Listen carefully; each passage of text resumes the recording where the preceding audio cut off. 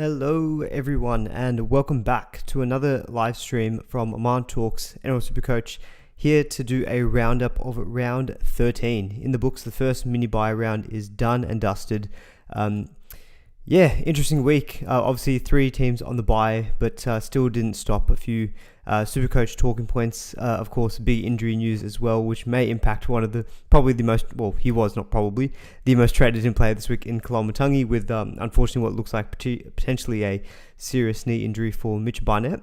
So Koloamatangi could be someone who we may miss now for the State of Origin games 2 and 3. Obviously that's just speculation, but given that Barnett was a good kind of middle/edge player for the Blues, Koloamatangi could definitely fit that bill as well. So we'll definitely be talking about that for sure.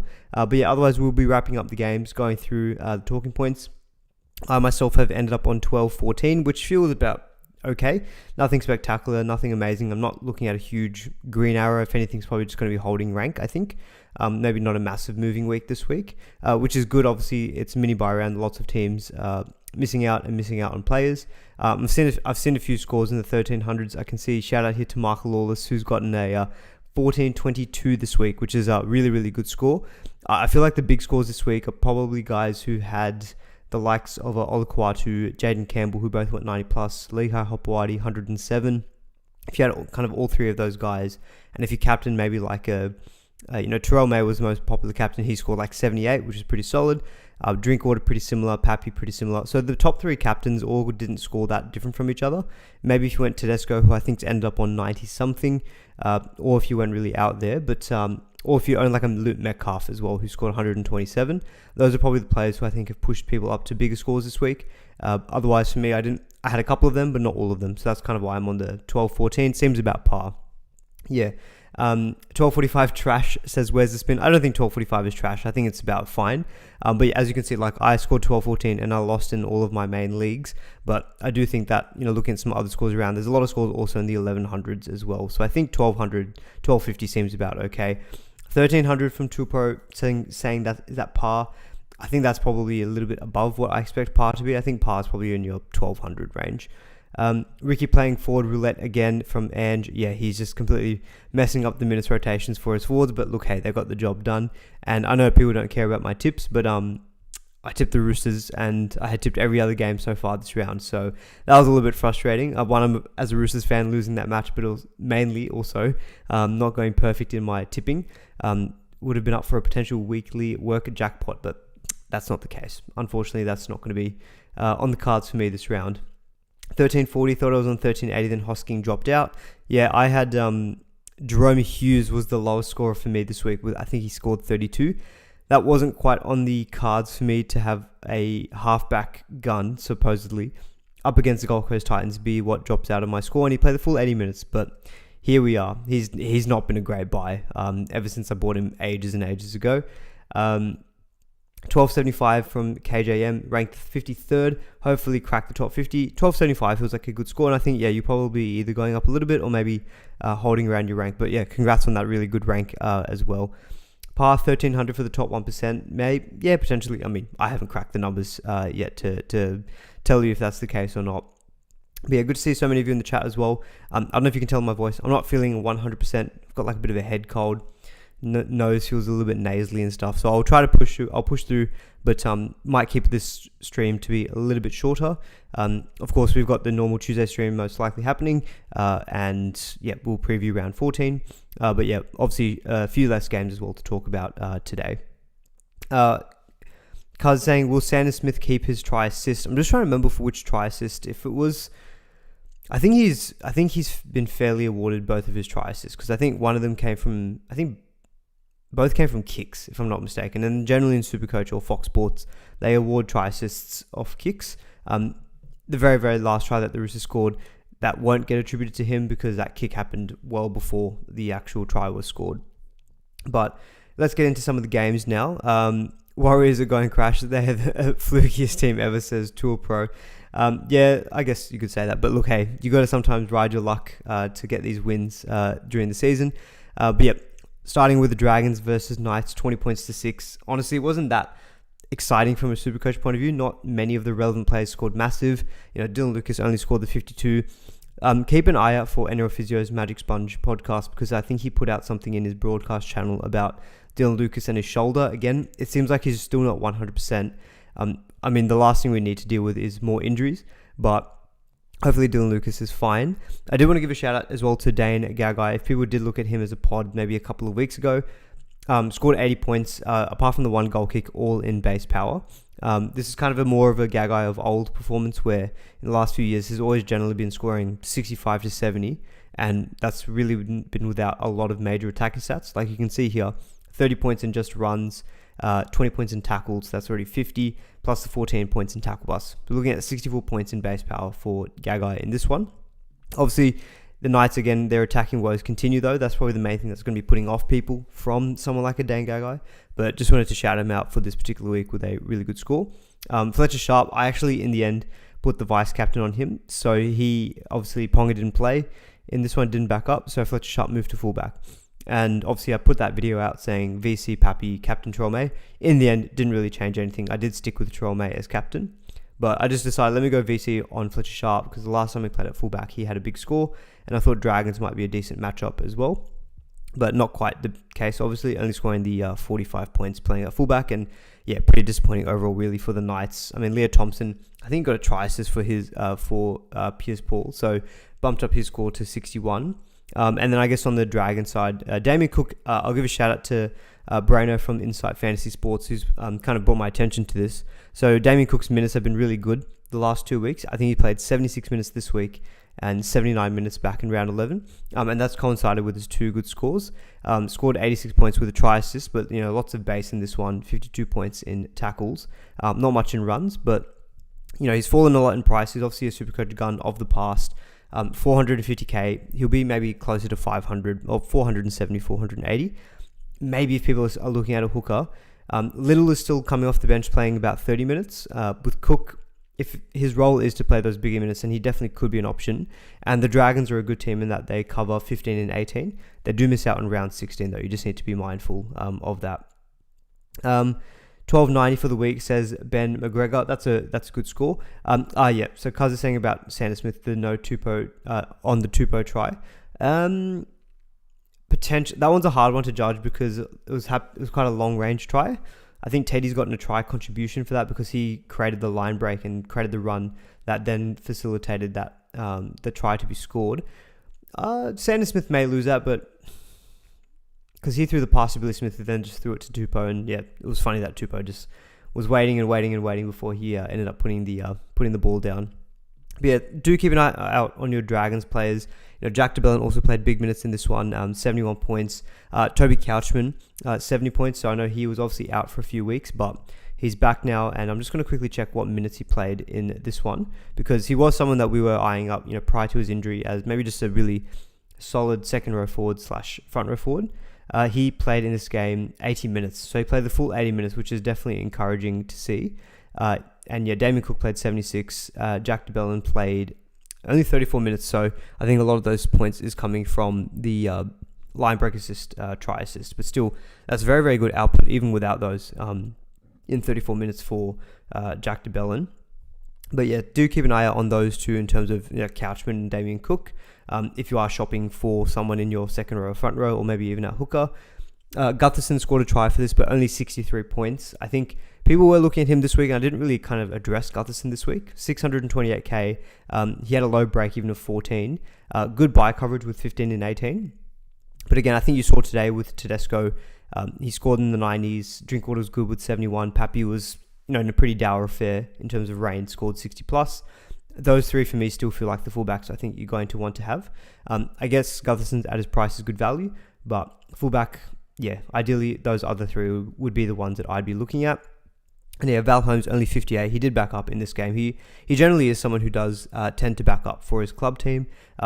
Look, again, 58 points without any major attacking stats. That's kind of the floor of Val Holmes. So definitely someone that we can consider for the run home.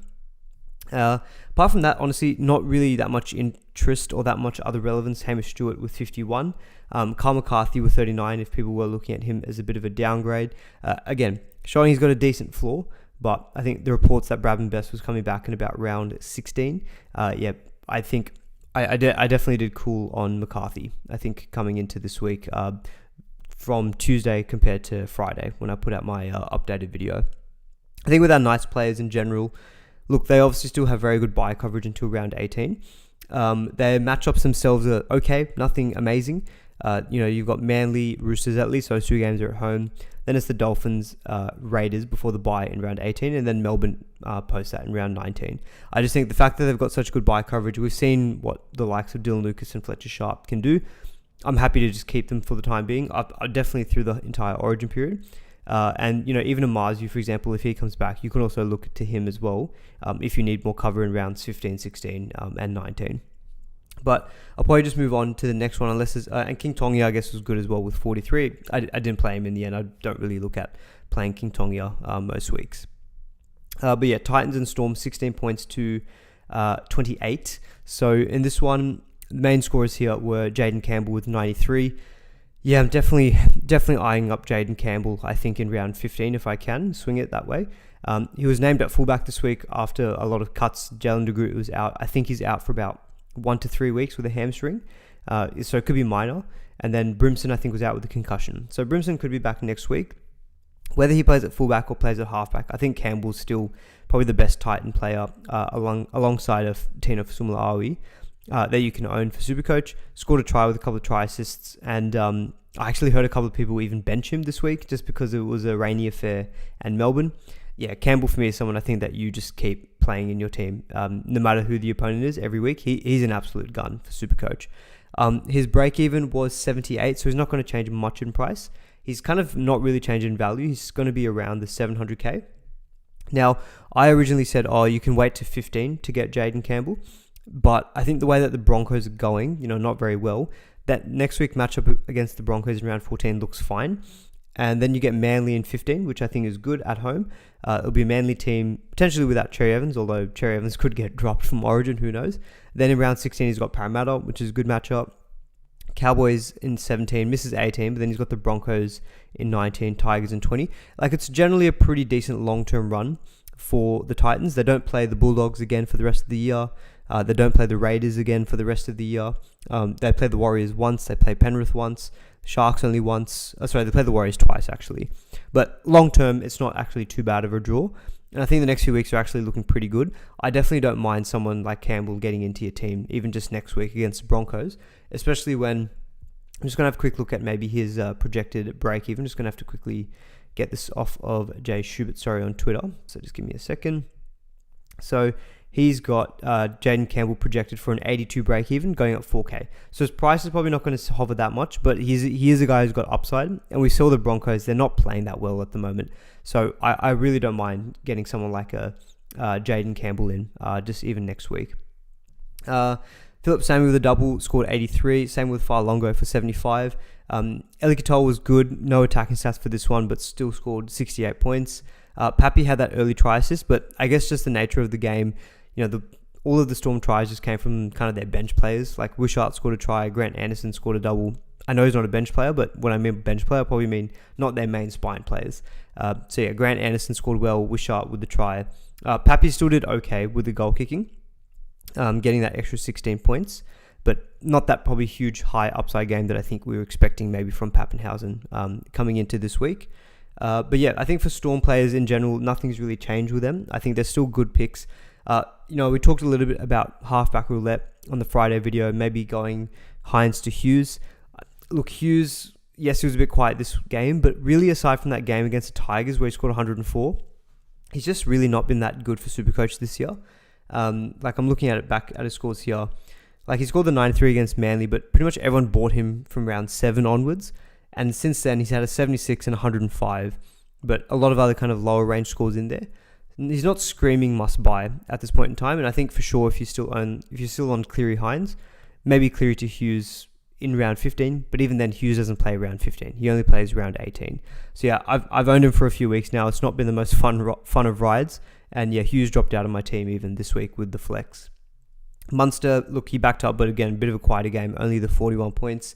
I don't mind even people looking at Munster to Campbell potentially if you want. I know ideally you want to be holding on to as many of your Origin gun players as you can, but we know that I think this week we got lucky in terms of how many players backed up from Origin. Apart from Kalen Ponga, Harry Grant, Xavier Coates, there wasn't really anyone else, I think, who missed out from Origin. A couple of benchings, like Connor Watson got benched today, but he still played decent minutes in the end. Game 2 and Game 3, I think, are not going to be quite as easy as that. Game 2, I think, will be a little bit more difficult given it's the Perth game going to New Zealand. And if you look at someone like a Munster, and I think maybe Bellamy's also showed his hand with the Melbourne Storm, where he rested 2 of his Origin players this week in Grant and Coates. Grant makes a lot of sense, but given that he has only had one or two games since coming back from that hamstring. You can see next week, or not next week, but in Game 2, maybe it's Munster's turn for a rest. They play in Sydney in round 16. So, if you sold Munster this week for Campbell or you waited till 15, Munster misses 15 anyway, then he would potentially miss 16. 17 is the Sharks, which is not the easiest. And then he'd miss 18, and then maybe 19 is when you bring back someone like a Munster. I don't mind even going Munster straight to Jane Campbell if that's your best way of doing it. Munster, in terms of his price, he had a negative break even, so he's going to go up actually quite a bit in price. But because his score coming out of that negative break even wasn't the highest, his break even will be 102 next round.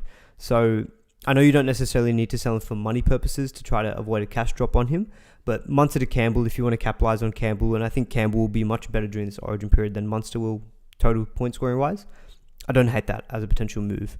So something to think about if you're a Munster owner. Apart from that, though, for the Storm, there's not a whole heap of other relevance. I guess most people are probably owning Pappy, and Eli Katoa is very popular as well. And then on the Titans side of things, I know Tino backed up, scored 57. I think he still played like okay minutes. I think he played at least 50 minutes in this game. I'm just going to quickly verify that. Just give me a second. So looking at Tino. Yeah, Tino played 71 minutes. He still played big minutes. And he's one of the guys who, in our Supercoach teams, I feel more comfortable backing up just because his team needs it much more so. Mr. Kelly says, who's on the bye for round 14? You've got the Roosters. So that's going to be quite a big team out this week, is because, you're going to have Teddy, Connor Watson, Sanders Smith, Rob Toyer, Billy Smith all out next week. And we'll talk about them a little bit at the very end, but also when it comes to potentially my trade plans. Hypar says, you think holding Hughes is worth it? Should we go to Hines instead? I'm assuming your other halfback is Cleary. I'm in that same boat. What I'm thinking of doing there is going Cleary to Hines in round 15. The thing is, I think I'm going to keep Jerome Hughes still, even just through this Origin period. I know he's not been great, but I think I just want to hold him. He's a warm body for round 18 and plays them mini bye rounds in 16 and 19, which is going to be super invaluable. I think Cleary, when it gets to 15, he'll miss 15. It looks like he'll miss 16 because Ivan Cleary's already come out and said he's not probably going to play his Origin players post game 2 because of that journey from Perth to New Zealand. So Cleary would miss 15, 16, 17 is the Bulldogs. He would miss 18 and then again potentially misses round 19. And round 19 is going to be a tricky week because you're going to have Manly, Rabbitohs and Raiders players out, plus all your Origin players potentially getting back, not backing up as well after game 3. The fact that Hughes just plays that round, I think I'm just going to keep him. I'll probably go Cleary to Hines in round 15 because I think Hines has got the Warriors in 14, so it's not an amazing matchup, and Cleary himself has got the Tigers. Round 15, though, I think I can very easily see myself doing Cleary to Hines. If it's not Hines, I could go Cleary to Campbell potentially, even via duels as well. 1339 for this week from Jacob. That's a very, very good score with the captain on Pappy. Just seeing I don't think there's much more from the Titans. I guess Beau Fermor backed up as well with 52. But yeah, he looks like he'll probably stay in that Origin team as well. So I know a few people may have already sold him. Otherwise, he's still fine to hold as well with that handy dual status. But yeah, let's get on to the Cowboys and the Tigers. I can see a couple of questions here about Drinkwater. So Ricky's asking, what's Drinky's break even for the next round? So Jay Schubert's got his projected break even next week at 179. So yeah, Drinkwater had a mammoth break even this week of 151. And yeah, he's projected to lose about 65k and have 170 something break even next week. So he's going to be getting down to 820, but again, he's going to have a very, very big break even, and he's going to be coming up against Melbourne away. So I think people who are looking at Drinkwater, for sure, I think the way that it's played out, I think you probably just wait till 15. He could lose a lot more money in round 14, and he could be potentially the low 700s, and then you can maybe get him at a much more affordable price. So Yeah, Ricky's saying, I want to go Iongi to Drinkwater, but I only have 300k in the bank. I can't remember off the top of my head what Iongi's price is. I'm just going to quickly check it here. I don't even know what Iongi scored this week. Where is he? He scored 48.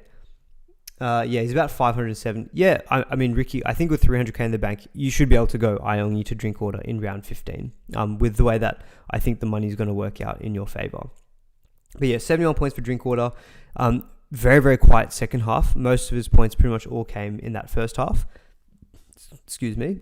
So he scored that late try at the beginning, late try at the end of the first half, had that try assist. I thought he was potentially owed another try assist, but I think they've just given him the try contribution. This was the one for Jackson, one of Jackson Polo's tries. I think they may have given the try assist instead to Zach Labour. Yeah, they've given a try assist to Labour instead. So I'm a little bit surprised by that one because it was kind of your traditional. I think the reason why they haven't given it, if I had to guess, is a traditional sweep play. You know, Drinky to Labour just passes to Polo and he just goes in and scores. The difference is that I think when Labour passed to Jackson Polo, he actually cut back inside, ran around another play and then scored. And I think the fact that he didn't just purely run a straight line and score, but he's kind of done a bit of a step, run back inside, then scored. I have a feeling that's why they've given the try assist to Labour instead of Drinkwater. Because I know some people were asking about it. I think that's the reason why Drinky's not got that one there, and I think he's just got the try contribution instead. But overall, happy with 71 points. Tom Dearden had a really, really good game as well. Scored a try, a couple of try assists for 114. But of course, it looks like he's firmly in that Origin team, so he's not going to help for buy coverage. Jackson Purdue, 101, looked very, very good this game. Yeah, I kind of regret a little bit selling Purdue. Honestly, I can't even remember who I sold him for. I want to think it's Marzu. But yeah, he looked much more comfortable at 5'8" in this particular game. Obviously, the Tigers as an opposition probably maybe helped it a little bit. You know, they had two different sin bins during the game as well. But yeah, Jackson Purdue, I'm very, very keenly looking at his dual status changing in round 18. He'll probably get the 5'8" center pairing. Maybe becomes an option at 5'8" instead of going maybe Campbell and Munster, or Campbell and like Metcalf potentially, if Metcalf's someone you still own. But yeah, Jackson Purdue, for anyone who owned, definitely was a good score. Stafford Toa as well scored a double. I mean, he was one of those sneaky cash cows earlier in the year, but I don't think too many people really own him at this point in time. Dream Buller was good with 94. Terrell May, 78 points. Like, yeah, he played his typical kind of big minutes. In the end, I went captain on him just because I thought, look, you know what, I'm just going to take the safety net and I'm going to try to get at least 80-something points out of Terrell May. He played 75 minutes. He wasn't really offloading in this game, which I was a little bit disappointed about given that it was dry conditions. Like he had no points in offloads this game. He was very much just up and down, but he did get a line break assist that boosted his score up to 78. So I think, look, I'll take that score from a captain. This week in particular as well, where there wasn't a whole heap of massive scores, I think, in terms of your popular Supercoach picks for captaincy. But yeah, Jack Bird, 73. Coruscant again, actually with a good score as well, 69 points. Did get a try assist for this one, but look, I know people were looking at him as well, potentially as a pick at hooker. He had a negative break even, so I think he's going to go up. Jay Schuber's got him projected to be going up about 46k and having a negative 18 break even. So in terms of coverage, I just want to quickly remind myself. So yeah, the Tigers don't play round 15, but they do play round 18, and they play round 19. So that's going to be very, very helpful. So I think if you are in the camp where, for example, I know people might still own Connor Watson. I own Connor Watson still next week. You might potentially want to pivot to a hooker who plays more games. And if you're looking at round 18, round 19 as your weaker links in terms of rounds that you need cover, look, Coruscant's put together a couple of good back-to-back scores. He could be an option for you. At the moment, I'm still looking at not really making the trade at hooker. Like even Connor Watson backing up, came off the bench and he still ended up scoring like 50 points. Solid as. I'm not sure if I necessarily need to force a trade at hooker. On the Cowboys side of things, obviously Bateman was very excited to score a try against his former club. Zach Labart had a kick at goal, which was terrible, but Cowboys players are interesting for buy coverage. We saw before, how many different weeks that they cover. He's not that expensive at 389k, but is kind of in that awkward price range. He's not like a pure cheapie. I was hoping that Labart, because he's coming back from that injury, was maybe going to be in the 200s, but he's 390k. It feels like a bit of a slightly awkward price. What's par this week? Daniel says, I think we said earlier it's about 1,200, in my opinion, is what par I think is. Reese says, sorry I joined late. Do we think Damien Cook is a buy? Yeah, I guess we'll speak about... we spoke about Damien Cook earlier. I put him in the same boat as Coruscant. If you're looking at a hooker, I still am a bit more concerned with Damien Cook's minutes. I know the last 2 weeks have been good, but there is still little coming off the bench. With Coruscant, he doesn't have any of that risk. He's going to play the full 80 minutes. And I guess if anything happens to Dewey, Coruscant is going to pick back up the goal kicking. So that's something also potentially in his favour. I think the Dragons have got better buy coverage though, because they miss round 16, which is going to be tricky. But I think after that, they don't miss any other games for the rest of this season. So from that point of view, they're probably a little bit better than the Tigers. So Cook might slightly edge Coruscant. But as I said, I'm not trying to make too many trades, I think, at hooker. I sold Dewey this week for Koloamatangi, which was a great trade in the end after Dewey's getting his sin bin and Koloamatangi going huge. So yeah, very happy with that particular move. I guess in terms of a watch, Heath Mason at fullback, he's 276k, but again, he's fullback only.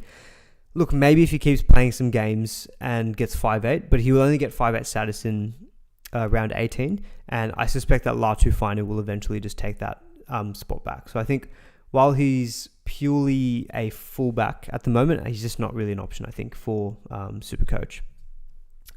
Safar playing in the middle as well, 63 points was solid. And yeah, not much more, I think, out of the Cowboys side of things. I think your main prospects there are your Drinkwaters, Purdue's, to be honest, maybe a Jackson Polo, but Murray Taulagi looks like he's going to be back in round 14. So I don't even think that's going to be long-lasting for Jackson Polo. Shout out to Royce Hunt as well with the 6 points. Probably one of my better decisions this year was not starting with Royce Hunt because he's become a 198k AE nightmare with scores like that. But anyway, it is what it is. Next game up, we've got Manly versus the Broncos. Very convincing win for Manly. And I don't know if you guys heard this stat as well, but it was really surprising. The Broncos hadn't played at Brookvale since like 2014. I was like, how have they not played at that stadium in like 10 years? I guess it's just that the Broncos always just get Friday night in Brisbane. It's pretty much always the go, isn't it? But yeah, very convincing win from Manly. They're just such a unpredictable team. Like last week we loaded up against Parramatta and they didn't win. And I mean, some of the SuperCoach options still did score well. This week against the Broncos, you'd say is a better team than the Eels, and they smashed them 34 points to 6. Broncos are just looking very, very unconvincing as it currently stands. So in terms of their options, I'm really not looking too many at any of their picks. I know Ezra Mann was popular. He scored 41 points with a try. So again, I'm just not really interested. Payne Haas scored 59. He did have a break even of 96, and he still played good minutes. He still played about 58 minutes. There was a question earlier in the chat. I just wanted to find it, which was also, should we hold Payne Haas? I think for me, Haas was a hold after it confirmed that he was going to play. And I think the fact that he still played 58 minutes is a good sign. I think Haas might potentially be a sell in 15 if you are looking at making a move to free up some money, because in 15 he's going to miss out. 16 is that kind of journey back from Perth to Brisbane, although the way that the Broncos are going, I think they're going to have to rely on him. So there's a better chance that he plays around 16. But if he didn't, he'd miss 15, 16, 17 is the Warriors. Then he'd miss 18 and then maybe misses 19 with a backup risk. So, and then he misses round 20 for sure with a bye. As it currently stands, I'm still just going to hold Payne Haas. And I think at least in round 14, I've got no plans on selling. Round 15, let's see what happens. And then we'll reassess at that point in time. But even then, I still think I'm probably going to be holding at this point in time. And yeah, honestly, really not interested in that many other Broncos. I know Jordan Ricky scored 69 points and he was putting up some decent numbers earlier in the season. But again, 437k, bit of an awkward price. And I think our second rows are starting to get filled out with a lot of other picks as well. And he doesn't play 15, but he does play 18, I guess, which is handy. But yeah, I just don't know if I'm confident enough buying any of the Broncos picks. On Manly, so yeah, they obviously performed well in this game. Lehigh Hopewadi, 107 points. Yeah, he's definitely been one of my better trade-ins in the last few weeks. Scored 100 last week on the wing, 107 here at fullback, and he was really, really good this game. I said earlier in the week that this probably was the now or never time to get him because he had a break even of 3. Now he's going to score 107, and he had some big updates. So Jay Schubert had projected for him going up about 67k. I'd say that's much more in the 70, 75 because he was on about 87 prior to updates. So he's got an extra 20 points. So I think he's probably more likely going to be going up about 75k. And then he's going to be getting up to kind of 660, 670, which honestly it's still not a terrible price if you were still interested in getting Hopewadi. In terms of matchups, we spoke about it a lot. Their matchups in the major buy rounds are really good. Knights next week in the Stanlow week, Titans in round 15, Rabbitohs without Latrell in 18, and then they've got the Tigers in 17. You just need to be really careful. Again, I keep stressing it. Just look at round 16 and look at round 19, and that you don't have too many players, I guess, missing out in those rounds. Like Hopewadi, I bought with the intention, obviously, knowing that he was missing those rounds. But I think round 19, he could be a sell for me because he runs into Melbourne, Bulldogs, Roosters, Canberra after that. The last three are okay, but even then, he's still got the Warriors at home in the last week. So Hopewadi was someone I always looked at as during the Origin period. So far, it's going great. I hope he just keeps it up and keeps scoring, 100 plus points every single week. But yeah, he's been a very, very nice trade in for me. Luke Brooks with 106, but I don't think anyone's going there. Olukwatu, 91 points. So again, this is the kind of game that people were hoping for. This is kind of what Olukwatu is. He has those big games. He's got those low games. Like if you look at his last few weeks, 42, 64, 55, 106, 46, 46, 86. He's kind of that player who, he scores the 40s and 50s, and then he goes and scores like a 90 and 100. And so for those who owned Olukwatu this week, obviously you've benefited there. Interesting to see what happens with Barnett because Olukwatu was in the squad for New South Wales, but Olukwatu isn't a like replacement of a Mitch Barnett. Again, I don't have the full prognosis on Barnett, but it looked pretty bad. So I'm assuming he's out for game 2 and game 3 as it currently stands. I don't think Olukwatu is going to be the one to actually fill in. This is why people are concerned about your Keon Kolomotangis, who definitely can play middle. We'll get on to him in the next game. But yeah, Kola could be a nice pod. Tolta Kola, 605k, had an 89 break even. Scored a late try to help boost his score up. And he's also someone who I think, at his price, he's now offering better value than a Hopewadi. But I do think that Hopewadi is still my pick of the two. I think Hopewadi's got better base, and we saw it where anytime Turbo doesn't play, Hopewadi is the one who goes to fullback now, and I think that's really, really good for him. So yeah, for me, I think, Kola's a good pod, but I think Hopewadi for me is still the preferred pick, I think, out of the two. Even if you have to pay 50, 60k more, I still think I'd take Hopewadi. Garrick was solid with 68, but nothing too major. Jazz Tavanga, anyone who's held on to or bought Jazz Tavanga, you've really benefited from, Gerbo being out and him playing more minutes in the lock position because he's getting good minutes. He's got good work rate.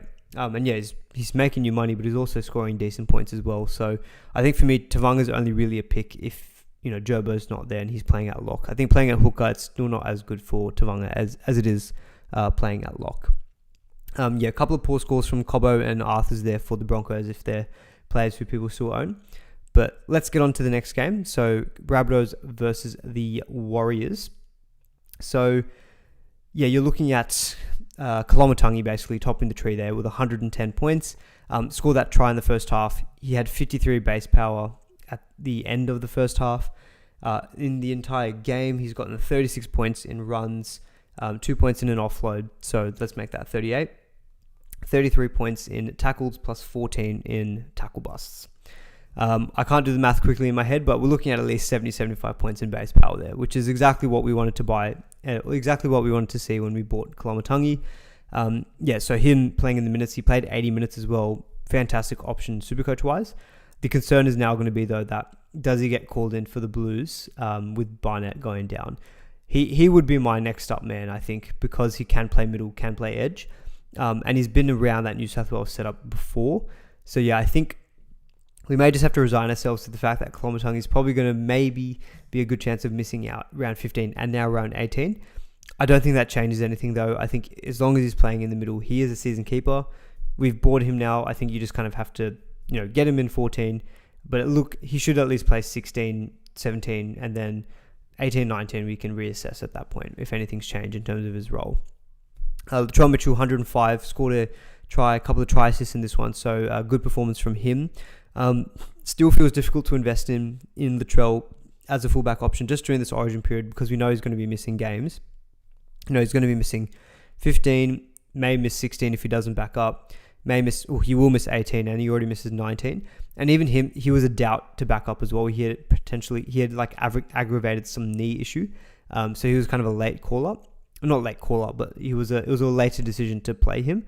I think with his injury history, he's not someone who I would have a good sense of backing up most weeks after Origin. So I think for Latrell is a post-Origin consideration for me. Alex Johnson scored a hat-trick in this one, and he crossed the 200 try mark. So congrats to Alex Johnson on a humongous achievement. Lockie Hubner, 65 as well, scored a try assist and a try contribution. But I didn't play Hubner, but happy to hold him. He will give me good cover in rounds 15 and 18, and he also plays round 16 as well. And yeah, Ewan Aiken, kind of on the lower end for a game from him when he plays 80 minutes on the edge, which he did. Only the 53 points, but he still may update to kind of 55 to 60, but that's probably about his floor. For the Warriors, obviously Metcalf. I know a lot of people still own Metcalf and kind of regret even just selling him because he's just not really put up any terrible scores. Apart from since round 1 and round 3, he's been scoring around the 50s, and then every once in a while he just drops in a massive ton. Like scored a ton in round 2, ton in round 9, now a ton in round 13. And apart from that, it's kind of 40s and 50s. So he's one of those solid options who, if you can pick when to play him on matchups, he's actually not a bad option. So again, could be someone that you look at. He doesn't offer major buy round coverage, but mini buy round coverage is there. Nico Kluksa with 103, Tuivasa-Sheck with a double for 84, and Aaron Clark just keeps keeping on. 80 points there, 55 minutes he played, and I think with this Barnett news, if he's out for a while, I think Aaron Clark's still going to continue to benefit, so he's still definitely a great buy still, I think, in my books. Joey Manu fan says, think this will be a week where a lot of people hold trades. Yeah, we'll get onto my trade thoughts for round 14, but as it currently stands, I'm probably looking at holding trades if I can. It does feel like round 14 is a good week to hold because you're going to see more carnage happen in round 15 anyway, if there are surprise Origin selections, and you get 3 trades anyway in round 15 to use. So yeah, definitely round 14 could be a week where you can hold your trades for sure. Not really much more interest, I guess, out of both of these other teams. So I'll probably just get on to the next game, which is the Panthers versus the Eels. Yep, so Cleary turned it on again with a good performance. No major try assists or anything like that, but just a couple of try contributions, goals, tackles, tackle busts, a line break. Just accumulating points as Nathan Cleary tends to do. Scored 86 in the end. So again, another reason, like if you look at the captaincy swings this week, it wasn't really that big this round because Terrell May 78, Cleary 86, Pappy 63, Drinkwater 71. There's not really that much separating those major captain picks this week. Brian To'o with 82 points. Again, he feels difficult to invest in just because of that whole Origin effect. He's going to be missing a lot of games, similar to Nathan Cleary. And he's still not cheap as well. So good score from him, but probably not someone I'll be considering. Our good friend glue hand Casey McLean could have sent Jenkins over for a try earlier, but he just decided to score himself. So at least he scored the try and didn't bomb it. On the Eels, I want to shout out Jack Williams because he's put together a couple of very, very, very good scores. So he had a -1 break even. He scored 96 last round against Manly in round 12. Scored 62 against the Knights in round 11. And now he's come out with a 79. So just going to have a quick look at his base in those 2 weeks before this one. Yeah, he had 6. His minutes are definitely up. So the last 2 rounds, not including this game, 73 minutes and 66 minutes for 42 in base and 59 in base in round 12. So maybe someone to watch. He doesn't play round 15 nor 18. That's probably the biggest problem with him. But again, mini buy round coverage is there. If you are shopping in those kind of lower 500 range for your second rollers, front rollers, maybe Jack Williams is an option. Just having a quick look at what his minutes were today. Just give me a second. We are looking at, for Jack Williams, 73 minutes. So his minutes were the same pretty much in round 12. And, that's 2 scores coinciding together in terms of being very good scores. So, yeah, someone to keep an eye out for. But apart from him and Sean Russell, no one else scored over 70 for the Eels. Dillbags 53. I think there was a question on if Dillbags was going to keep a try assist. I'll be honest, I missed the whole second half of this game. I watched the first half and then Actually, not even that. I think I saw Russell score, but I don't even remember how he scored it. Apologies. So, unfortunately, I can't help you with your question. Sorry about that Dillbag's try assist point. But yeah, I did buy Lomax in the end this round. I gave my rationale for it on Friday, and I sold Horsburgh for Lomax, which actually I think turned out to be a good decision given Horsburgh's minutes, which we'll talk about after this game. And yeah, Lomax had no major attacking stats, but just one goal and just a bunch of runs, basically. Look, I don't regret buying Lomax. I know the score is not great this week, and then he's got the Bulldogs next round, and of course, he doesn't play 15 and 18. But I saw what I wanted to see out of Lomax this week. He took so many runs, 38 points in runs. He was also offloading a lot. He has 6 points in ineffective offloads. Those will update, so I think he's going to be closer to 60 points. We've kind of said 60 points being his floor, where he only scored one goal and he missed another goal as well. You're looking at 60, 65 as his floor. I still think he's a good shout. It probably was this week. Next week, now that you've got the Bulldogs and then the bye, probably doesn't feel like the right time to buy Lomax, but definitely keep him in your list for maybe round 16. Because if he backs up in round 16 versus the Titans, he'll be a very popular pick. So yeah, I'm happy enough with the Lomax pick, but obviously this week it just didn't turn out to be a huge score from him. So he'll also go down a little bit in price as well. So that's another benefit, I guess, for anyone who did hold off. You know, Jay Schubert's got him projected to going up about 5k and a 65 break even. So his price won't get as out of reach as probably what others maybe were thinking, because he had a 43, I think, break even coming into this round. 1,300 green arrows from TC. Yeah, definitely, I think 1,300 should be green arrows this week. I've got Metcalf, who I've held all year to plug in a bad 5'8 spot. Is he a keeper? Keeper is hard to say because I think he's scoring too many of those 40s, 50s where I'd say it's keeper level. But for sure, he does not need to be a sell for you until at least after Origin, in my opinion, because he's doing a job. You got a good score this week, and he'll cover your mini buy rounds, which are going to be really, really important weeks to cover. Iongi 48. I think with Iongi, we spoke about him a little bit before. If people were looking at Iongi to drink water, I think you can wait one more week on Iongi. He still looks good with Moses back, and Parramatta in general are looking just better as well. He had a 54 break-even, so he won't be changing massively in price. And his projected break-even coming into next round is going to be about 44. So again, not going to be having a huge break-even. He'll probably hover at this 570k price. And then you can always move him on to Drinkwater potentially in round 15. But yeah, definitely I think Iongi's time is up because he doesn't cover 15 or 18, which is going to be, and especially in a key fullback spot where you're going to have someone like a Drinkwater, Tedesco available for the 15 and 18. You're probably going to want to upgrade him, I think, to one of those two guys. For Penrith, apart from Cleary, who we already spoke about and we've spoken about in other detail, not really many other big scores. Tom Jenkins did, I think he did score a try in this one. Yeah, 48 points, but work rate's a little bit down. He's going to go down a bit in price as well, so he'll be going down approximately 30k and have a break even of 70. I think now that you've gotten this Parramatta, I think you'd probably keep for one more game, in my opinion, versus the Tigers, and then round 15, which he misses out, I think you can sell him at that time to, a gun centre of your choosing. Kale Iro, Herbie Farnworth, they'll both be available in round 15 that you can maybe look at as options to pick up. Let's get on to the final game of the round, Roosters versus Raiders. Lots of talking points coming out of this one. Obviously, a lot of controversy in this one in terms of disallowed tries and all that kind of stuff. I think in the end, fair result with the Raiders winning, but yeah, ruined my perfect round of tipping. But yeah, the Raiders are the real deal. What's not the real deal is Ricky Stewart's minutes rotation, but I think anyone who plays Supercoach knows that Ricky is infamous for this, right? The Ricky roulette, you just never know what he's going to do with his minutes. And so I'm just going to quickly read out a few of the minutes from the Raiders players. So Corey Horsburgh, 42 minutes. Joe Tarpany, 44 minutes. Hosking was okay. He played 69 minutes, but it's really Tarpany and Horsburgh who are the two that were very notable absentees until like 20 minutes to go in the second half. And I'm a Joe Tarpany owner, and I was fuming. I was like, what's going on here? Like, I know I don't really want him to do well against my own team, but I want him for my Supercoach team. And yeah, so 44 points is a bit concerning. I'm just not quite sure what's doing here. Look, I bought Tarpany. He's staying for me. And look, thankfully he scored a try off a kick. So at least he got to score up to 60. But Horsburgh, 43 points in the 44 minutes. I think his break even was, 64. He's going to go down a bit in price.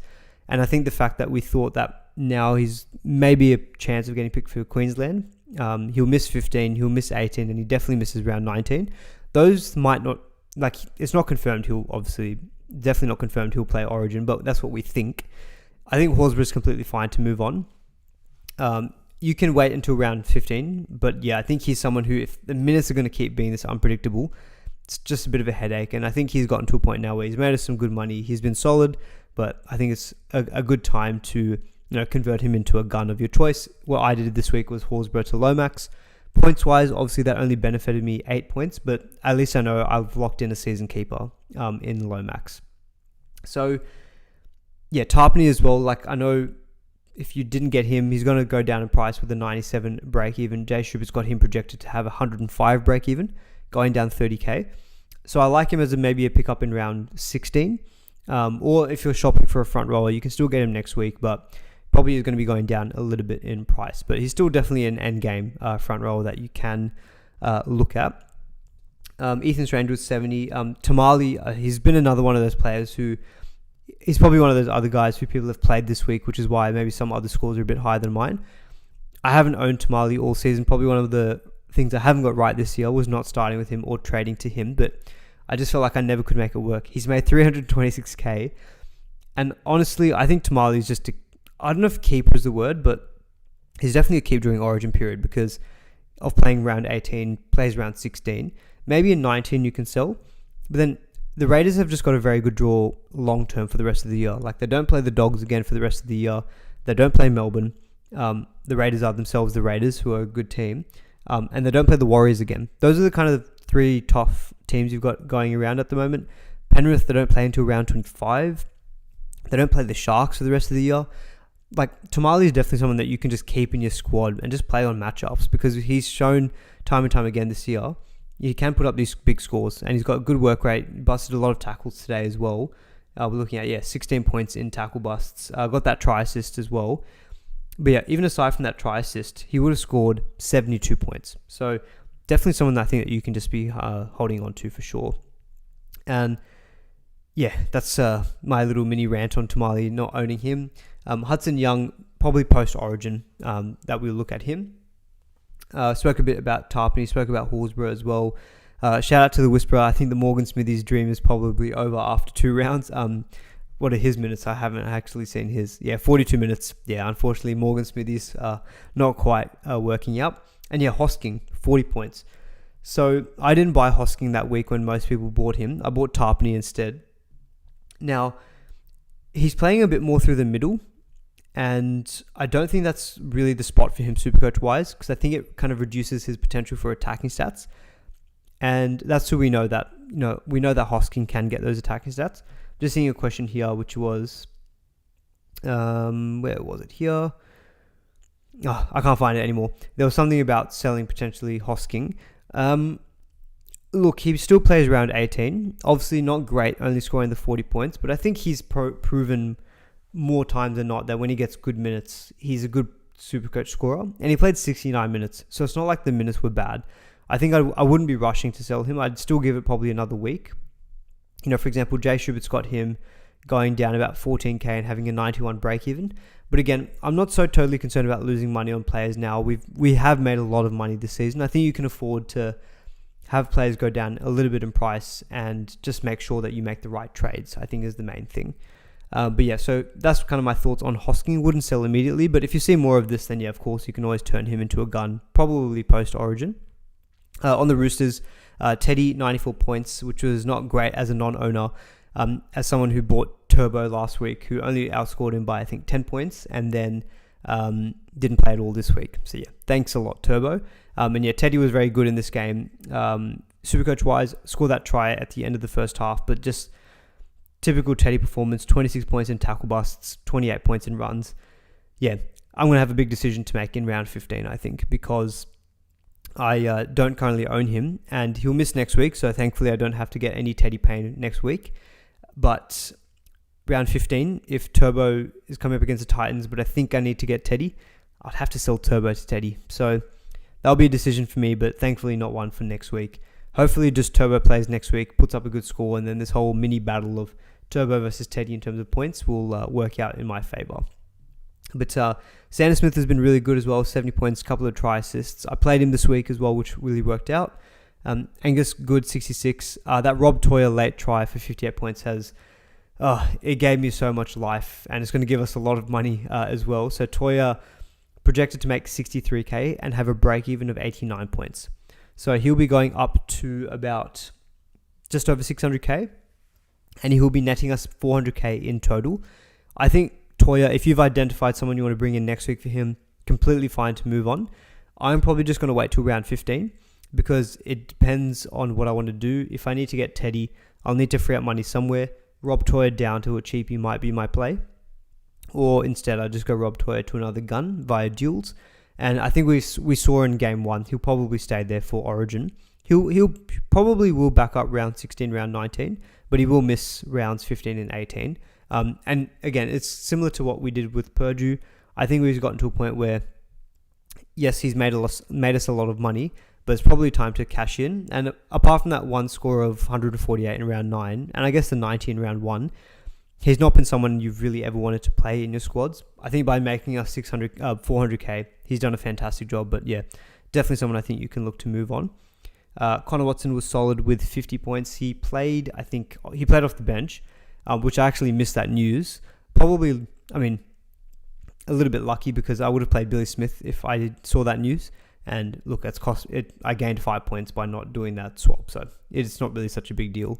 But yeah, Connor Watson still played 61 minutes. Again, I just think he's someone who I'm happy to just hold on to. And even next week, I might even just cop an auto emergency potentially because I'm going to have both Connor Watson and Sanders Smith out for me next round. Billy Smith is good with 45 points. And Hugo Saval has been a little bit better and scored, a try assist for this one. 47 points for him in this game. That kind of wraps up, I think, most of what I wanted to touch on for this week in terms of the game. So we're on 51 minutes. So yeah, I'm just going to take a couple of questions. I'll quickly get and show you my team as well, what I'm thinking for next round. But otherwise, probably just wrap it up there because we've kind of covered all of the games. Yeah, Tamale absolutely killing me this year, not owning, says Kel. Yep, I'm the exact same. Do I like any center wing pods like Tui Pilotu, Tuivasa-Sheck, McLean, Labour next week? Tui Pilotu I don't mind. But again, he missed out this week because they wanted to be a bit more cautious with him. I'm still a bit concerned, or not concerned, but I definitely want to give it 1 week and wait for him to get through one round because obviously it's a pretty serious hamstring injury he's had. And if I look at his game next week, it's the Dolphins at Suncorp, which is decent. But yeah, I think I'd ideally want to make sure that I see him play the one game before I jump on Tui Pilotu. But I like Tui Pilotu as a pod. Out of the ones that you've listed there, Hamish, I actually probably like Tui Pilotu the most. I bought him at the beginning of the year.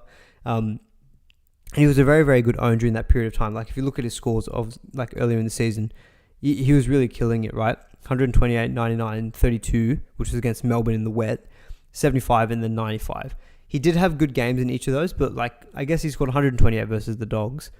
He's a nice pod. Tuivasa-Sheck is decent, but the Warriors don't have the best major buy round coverage. The Dragons probably have a little bit better coverage, so I think I prefer Tui Pilotu. Kula is a good pod as well for Manly if you want to capitalize on those major buy rounds where they've got really good matchups. I wouldn't really I wouldn't be thinking so much of Casey McLean, in my opinion. Toya to Teddy via Sharp in round 15. Yeah, I think that's potentially a very, very good move if you've got Sharp sitting in your fullback or your flex. There was something about selling Hughes. We spoke about that a bit before. I'm probably still holding for the time being. What is a good amount of trades at this time of the year? I'm on 19 trades. I think if you're on about 22, 23, I think you're probably in a good position because apart from round 1 and one other round this year where I only made 1 trade, I've pretty much max traded. I'm definitely looking at holding trades in the coming weeks where I possibly can. If I can have 10 trades left for the run home, say from round 20 onwards, that would be nice. Probably unlikely, but yeah, that's kind of where I'm budgeting to be at the moment. What am I doing with Lehigh going forward? Just keeping the man. The man has been a very, very, very good trade-in for me.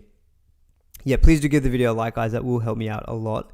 And yeah, in terms of what I'm doing next week, honestly, I'm going to have a lot of Roosters out next round. So I'm going to have Toya, Billy Smith, Naf White, Connor Watson, and Sanders Smith. In terms of auto emergencies, because again, I still don't think I'm going to be making a trade at hooker, if I'm being honest. And my auto emergencies next week would be one of Hubner, King Tongia. Yeah, that's it. It'd be Hubner or King Tongia. And the lowest score will drop out anyway. So I think next week, I'm probably not making any trade, at least at hooker, for Connor Watson. And I'm just looking at the matchups for next week, if there's any good kind of early vice captains. Melbourne versus Cowboys, I can do that Friday, 6 p.m. I can get a free crack at maybe a Pappy vice captain. And if that doesn't work, I can go captain Cleary against the West Tigers. I could go captain on... Who else is good? Now, Newcastle and Manly are the first game, so that's kind of annoying. Yeah, maybe VC Pappy, maybe captain Terrell Make. Or actually, what I probably would end up doing, I think, is VC Pappy, captain like Payne Haas. Payne Haas has got the Titans, and it's a standalone week as well. But I get a free crack at a VC loop next week. So I think I'll stick the VC on Pappy, and then I'll see where I go. And yeah, I don't think I'll be making trades as it currently stands, because if I get Turbo and Iro back as reserves, then I can easily cover for... I can easily cover my 17. I'll actually have to probably leave out one of... who would I have to leave out? I'd have to leave out someone decent in my 17. So I think the fact that I have to leave out someone decent, I might make no trades coming into next round. But yeah, thank you guys for tuning in. Hopefully you like this stream. I'm going to go rest my voice because it's starting to hurt a little bit. But thank you everyone for watching. Please do give the stream a like if you did enjoy it. And we'll catch you all on Tuesday for the round 14 preview. Have a good night and see you in the next one.